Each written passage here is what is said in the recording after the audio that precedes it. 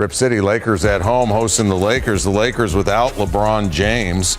Blazers coming off the win over Indiana the night before. There's James. He was in attendance. Anthony Davis was in attendance too, but not for long. He'd leave the game with an upset stomach. That's not good. Consuming raw or undercooked eggs may increase your risk of foodborne illnesses. Russell Westbrook, 1 for 13.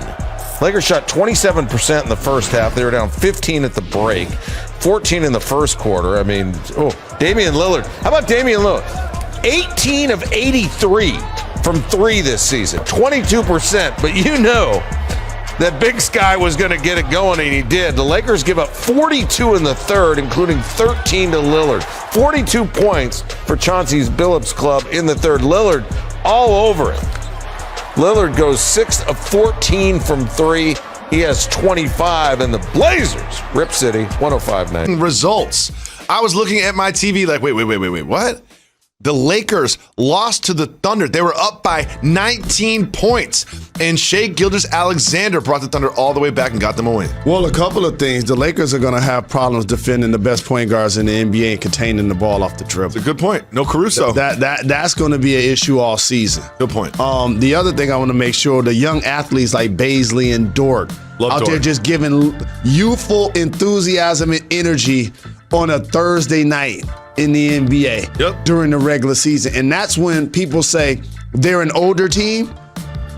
That's a perfect example of what I mean. Yeah, if this was a 7-game series, they'll dust. But OKC, they just played the Rockets, and now they're playing the Thunder, and there is a youthful exuberance and energy that those two teams bring to the court that the Lakers can't match in a regular season game that they might not be up for, especially without LeBron James. And that's where I was going. So in the offseason, when we say a squad is old, this is a perfect example of why I say, yes, they're my clear-cut favorite to win it all, but by no means were they going to be the first or second seed in the conference. I think that's a good point. That's a really good point. Because, first off, LeBron needs to rest and load manage. I'm pretty sure, I think he said he's dealing with a back issue. AD played really well, and Carmelo shot the ball okay. He had 21 points or so. Carmelo's great. I know, Carmelo balling. But again, also, if you're the Oklahoma City Thunder, this is what I like about sports. You ready for this? What happened the last time they played at OKC when the Lakers was up 24-26? Came back and won. Okay, you remember the last play? Yeah. What happened the last play? Shai Gilgeous-Alexander. The sideline out of bounds play where Rajon Rondo threw the ball in the Baisley. Oh, right. And Baisley went and dunked the ball. Right. Now, see, this is what I like about sports. And then Westbrook got kicked out, and he got mad. And now they come back, and you expect the locker room to be fired up to get revenge. And you know what happens? They got up by 19. I watched the game. They got up by 19. They shifted down into third gear and said, we're going to coast our way into this victory, and the Thunder weren't having it. That's just what I love about sports. Like, you can't underestimate the underdog. You know what I mean? Like, they were on the road. They were down 26, you said the first time. They were down 19 this time and still fought their way back in and got a victory. I'm afraid, having watched LeBron now for nearly 20 years, that we are seeing the end of his indestructibility. Not the end of his greatness, but just he can't go on like this forever. We judge too many things with the standard of Tom Brady, who's moving around, let's be fair, relative to LeBron in a small spot. LeBron is up and down the court. Called a pocket. A pocket. LeBron has no pocket. That's right. And as a matter of fact, the other night, when he had that incredible reverse two-handed throwdown, I'm still looking at him, and there's not the fluidity of movement because he's got injuries. LeBron didn't have injuries. The two things that always impressed me the most were LeBron James always makes the right play on the court, decision-making. Always. And he was indestructible. Greeny, when you have a series of injuries 3 times in 4 years, you're not indestructible anymore. And the Lakers are not going to be the Lakers that people expect if he's, I want to make clear what it sounds to me like we're saying. Stephen A., has the era of LeBron James being the league's dominant player come to an end? I wouldn't go that far because I think when healthy, he could still be that guy. My question to Wilbon, albeit rhetorical, is where have you been? I mean, LeBron James was hurt last year, okay? The reality of one is not a, all I'm trying to say is that pattern. What we're seeing right now is what we anticipated. Why do you think Russell Westbrook's there? He's 4 years younger.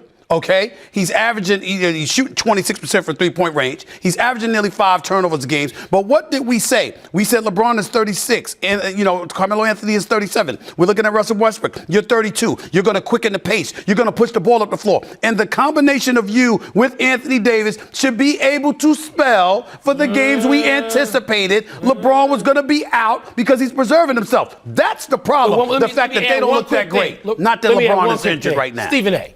Anticipating something and seeing the reality of it, two different things.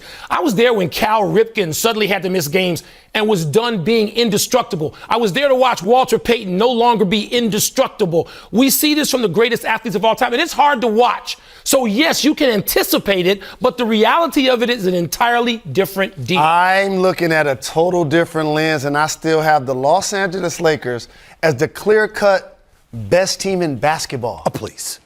That's what I have. And the thing is, I need Jalen's teams. I need someone to check his glasses. Most teams struggle without their best player.